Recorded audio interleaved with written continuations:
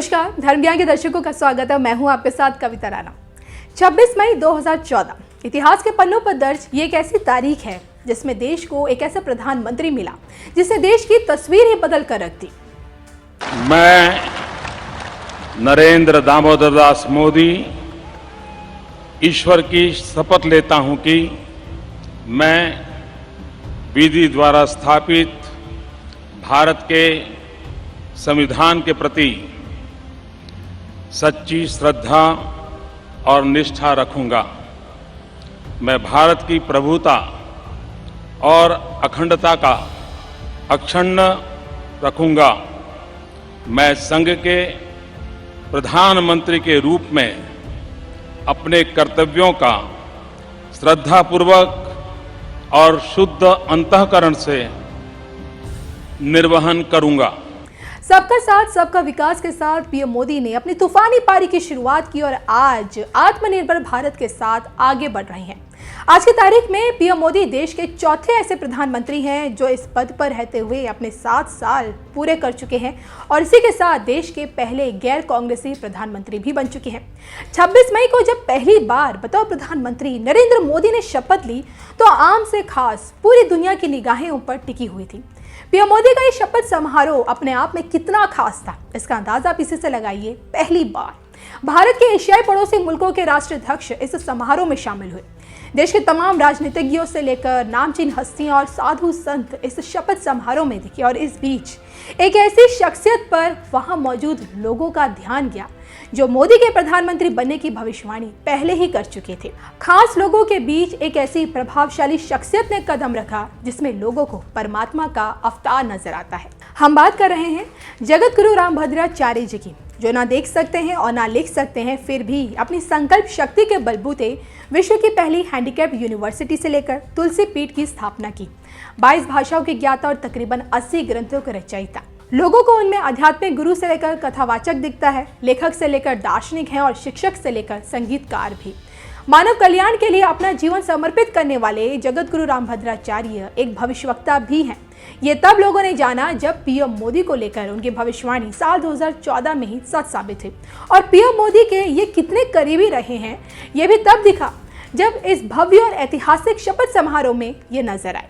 आधिकारिक तौर पर जैसे ही पीएम मोदी ने देश का कार्यभार संभाला तब जगत गुरु रामभद्राचार्य की अंतर्मन की आंखें ये देख चुकी थी कि अब भारत का भाग्य बदलने वाला है। तभी तो एक टीवी चैनल को दिए इंटरव्यू में उन्होंने ये कहा था, मैं बहुत आश्वासित हूँ।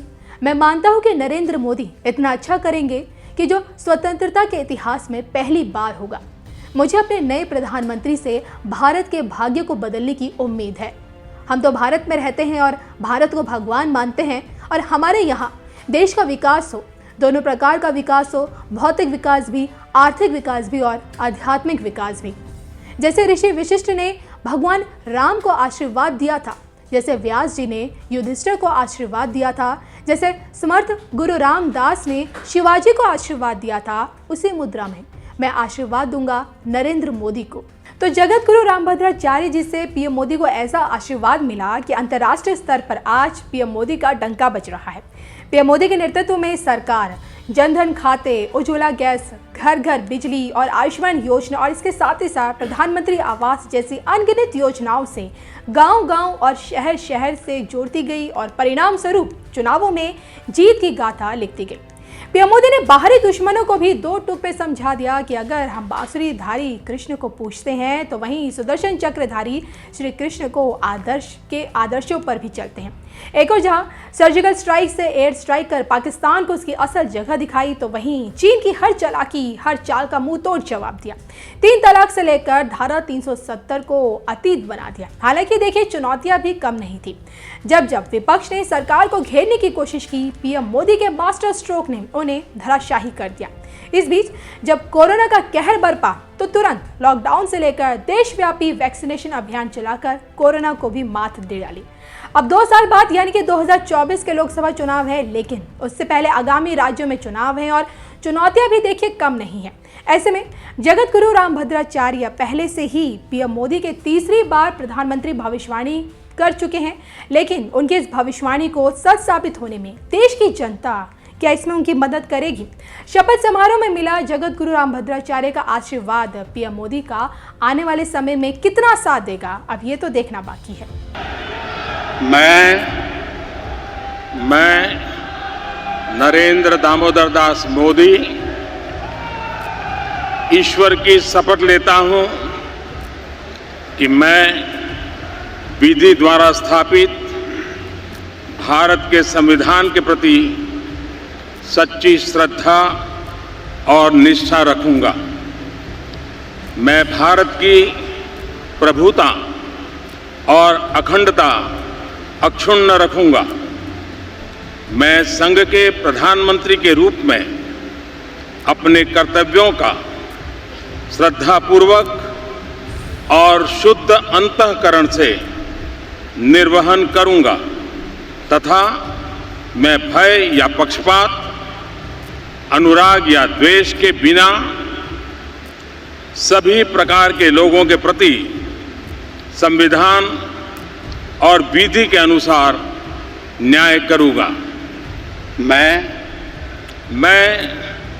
नरेंद्र दामोदर दास मोदी ईश्वर की शपथ लेता हूं कि जो विषय संघ के प्रधानमंत्री के रूप में मेरे विचार के लिए लाया जाएगा अथवा मुझे ज्ञात होगा, उसे किसी व्यक्ति या व्यक्तियों को तब के सिवाय जबकि प्रधानमंत्री के रूप में अपने कर्तव्यों के सम्यक निर्वहन के लिए ऐसा करना अपेक्षित हो, मैं प्रत्यक्ष अथवा अप्रत्यक्ष रूप से संसूचित या प्रकट नहीं करूंगा।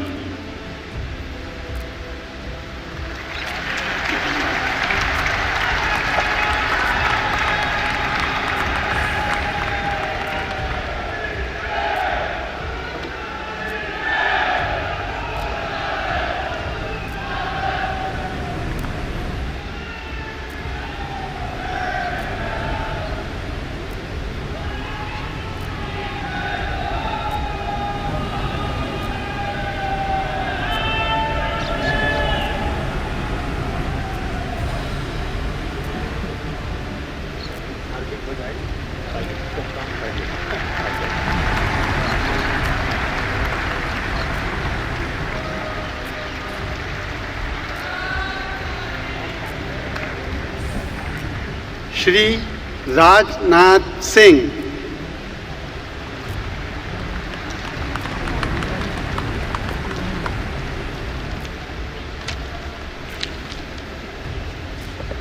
मैं राजनाथ सिंह ईश्वर की शपथ लेता हूं कि मैं विधि द्वारा स्थापित भारत के संविधान के प्रति सच्ची श्रद्धा और निष्ठा रखूंगा। मैं भारत की प्रभुता और अखंडता अक्षुण्ण रखूंगा।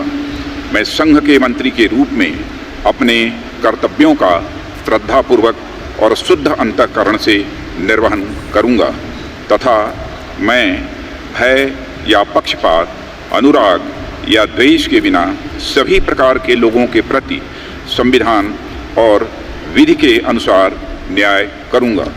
मैं राजनाथ सिंह ईश्वर की शपथ लेता हूं कि जो विषय संघ के मंत्री के रूप में मेरे विचार के लिए लाया जाएगा अथवा मुझे ज्ञात होगा, उसे किसी व्यक्ति या व्यक्तियों को तब के सिवाय जबकि ऐसे मंत्री के रूप में अपने कर्तव्यों के सम्यक निर्वहन के लिए ऐसा करना अपेक्षित हो, मैं प्रत्यक्ष अथवा अप्रत्यक्ष रूप से संसूचित या प्रकट नहीं करूंगा।